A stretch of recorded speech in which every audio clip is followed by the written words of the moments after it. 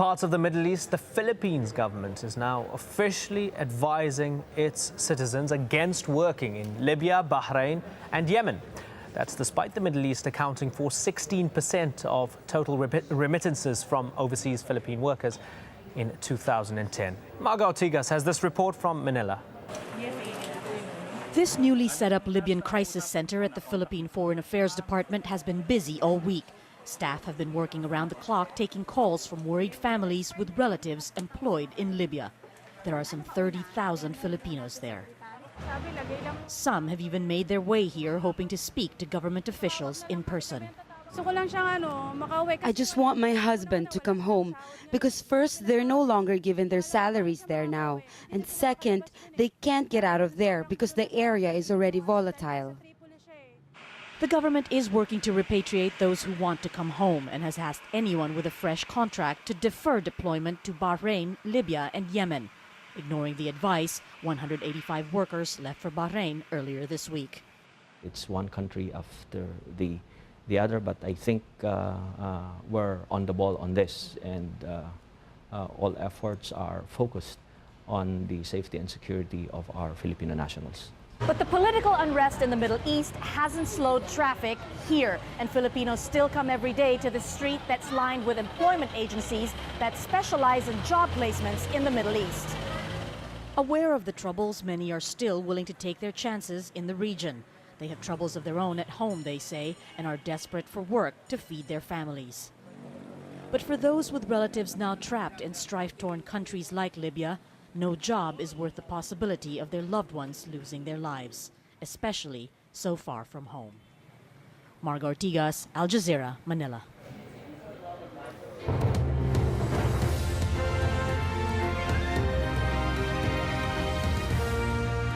To other news now, and rescuers in New Zealand are continuing their desperate search for trapped survivors after a 6.3 magnitude earthquake rocked the city of Christchurch on Tuesday. Police say 98 bodies have been retrieved from the rubble, with more than 220 still missing. Andrew Thomas has this report.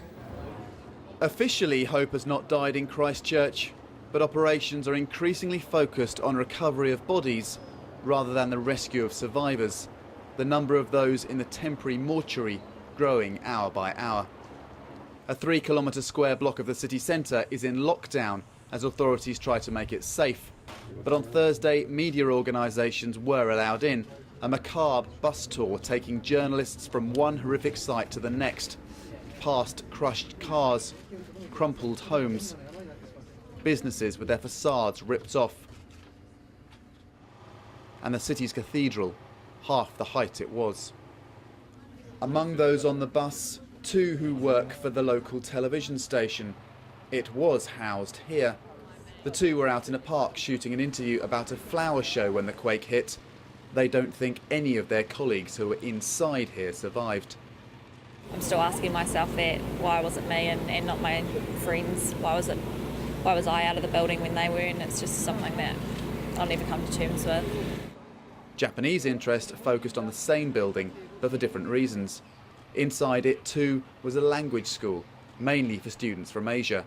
It's thought about 50 of those may have died. Japan has sent more than 60 urban rescue specialists to help in Christchurch, other teams flying in from all over the world, making up an overall team of around 1,000. Some working on top of the PGC office block.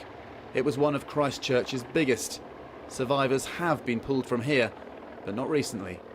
New Zealand's Prime Minister warning that, once complete, the list of the dead will be long. On the best advice that we have, it would appear as if there have been fatalities from, a number of countries around the world, but being absolutely sure that that is the case, and again, how many people that are registered as missing truly are actually trapped in this earthquake is a different issue. So, look, my guess is as at the end of today and by the end of tomorrow, we'll be in a much stronger position to give you firmer numbers of how many people are like to have lost their lives. Authorities are now starting to release names of the dead, a difficult task. Such are the injuries on the bodies, identification is by distinguishing marks or dental records.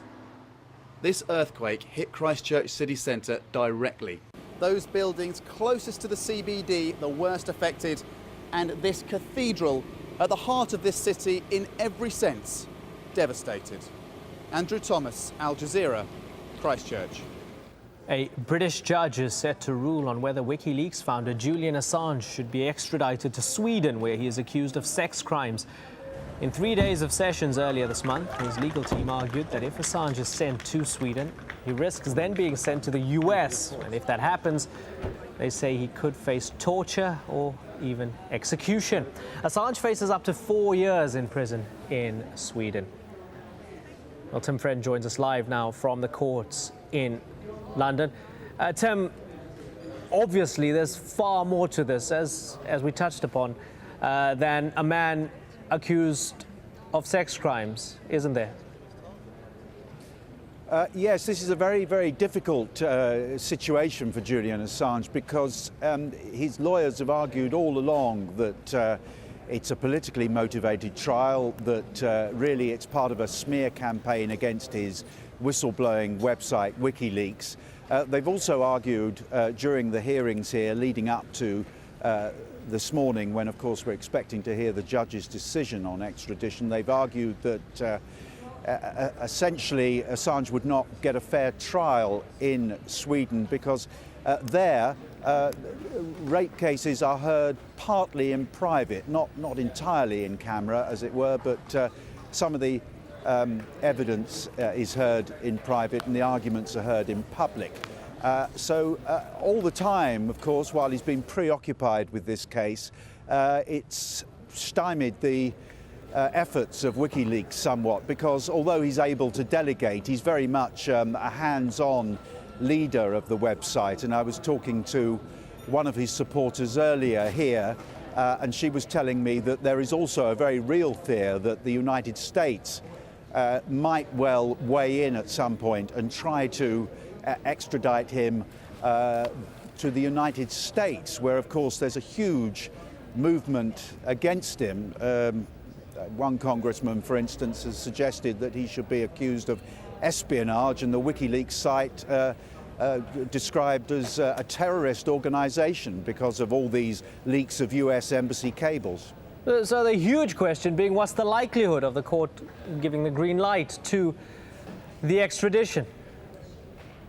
Well, it's very difficult, obviously, isn't it, to look into the mind of a judge. He'll be looking at all the possibilities, all the likely outcomes before he pronounces today. But whatever happens, you can be sure that both sides, that is the Swedish government and Assange's lawyers, will appeal, I'm sure, if it goes against them. That could well be a very lengthy process. There are at least 2 more stages in the UK courts, right up to the Supreme Court here in the UK, and then of course it would move to Europe, to the European Court of Human Rights in Strasbourg. So today won't be the final result, I'm sure, although if it goes Julian Assange's way, he might think he's got grounds to celebrate. But we'll be hearing the decision, I think.